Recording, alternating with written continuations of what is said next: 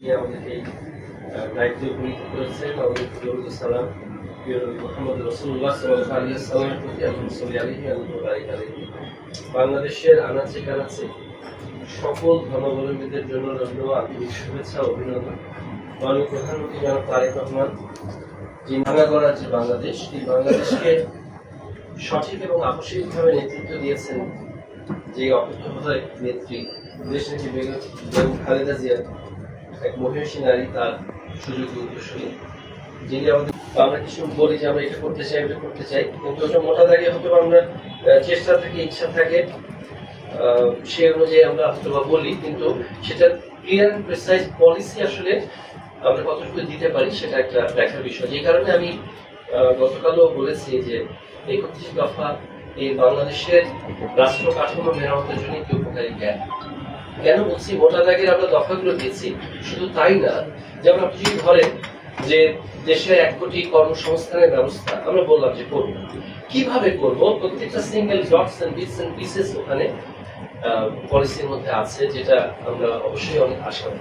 25 কোটি বৃক্ষরোপণ করবো বলছি, কিভাবে করব সেটা আমরা মানে ক্লিয়ার প্রিসাইজ পলিসি আছে। তেমনি ভাবে আমাদের ইমাম, মুয়াজ্জিন, খতিব, খাদেম, সেবাই, পুরোহিত, যাজক, সহকারী যাজক, অধ্যক্ষ, প্রধানমন্ত্রী জনাব তারেক রহমানের তত্ত্বাবধানে এই উপকারী জ্ঞানকে বাস্তবায়নের জন্য আমরা কাজ করে যাচ্ছি। আলহামদুলিল্লাহ, তার পক্ষ থেকে আপনাকে অভিনন্দন। আমাদের গণপ্রজাতন্ত্রী বাংলাদেশ সরকারের ধর্ম বিষয়ক মন্ত্রণালয়ের আজকে উপস্থিত সম্মানিত সচিব সাহেব আছেন, আরো অন্যান্য অ্যাডিশনাল সেক্রেটারি থেকে শুরু করে এই প্যানেলের সব কর্মকর্তাবৃন্দ আছেন।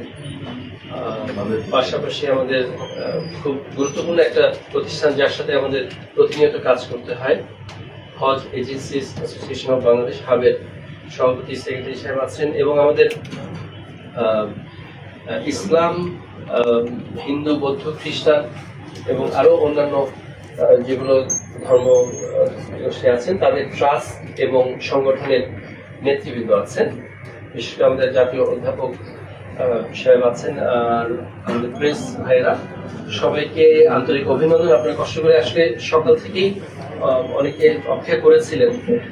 আজকের আনুষ্ঠানিকতা আমরা যেটা মিস করছি সেটা হলো আমাদের রাহবার, এই মন্ত্রণালয়ের রাহবার, দীর্ঘদিনের ত্যাগ তিতিক্ষার ফলে যাকে আল্লাহ সুবহানাহু ওয়া তাআলা অন্যতম দৃষ্টান্ত দেখিয়েছেন, যে একদম মৃত্যুর মুখোমুখি থেকে বহুবার তাকে নিয়ে এসে আবার জনগণের খেদমতে খাদিম হিসেবে কাজে লাগিয়েছেন আমাদের অত্র মন্ত্রণালয়ের মাননীয় মন্ত্রী আলহাজ কাজী শাহ মোহাম্মদ মোফাজ্জল হোসেন কায়কোবাদ। উনি আজকে এই আমার এই ইনঅগ্রেশনের জন্য উনি নিজে কষ্ট করে এসেছিলেন। উনি অনেক অসুস্থ এবং সাকসেসফুল অপারেশন হয়েছেন। আমরা দোয়া করি আসআলুল্লাহুল আযীমা রাব্বাল আরশিল আযীম আইয়াশফিহু শিফাআন কামিলান আজিলান, আমিন ইয়া রাব্বাল আলামিন। আল্লাহ সুবহানাহু ওয়া তাআলা ওনাকে পরিপূর্ণ সুস্থতা এবং শিফায়ে কামিলা আজিলান দান করুন, এবং উনি পরিপূর্ণ নবোদ্যমে আমাদের এখানে এসে সম্পূর্ণভাবে আমাদেরকে নেতৃত্ব দেওয়ার তৌফিক দান করুন, আল্লাহুম্মা আমিন।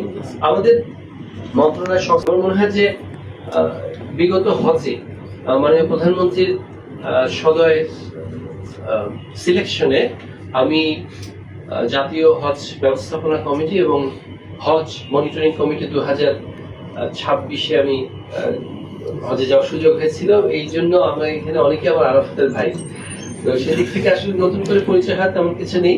আমরা অন এন্ড অন টাইম নিয়ে আমরা কথা বলবো, এবং আরো প্রয়োজনীয় জিনিসগুলো আমাদের এখানে যদি কোনো কিছু স্ট্যাগনেন্ট হয়ে থাকে, কোনো কিছু ব্যাকলগ হয়ে থাকে বা বটলনেক হয়ে থাকে, আমাদের এখানে অ্যাডমিনিস্ট্রেটিভ বা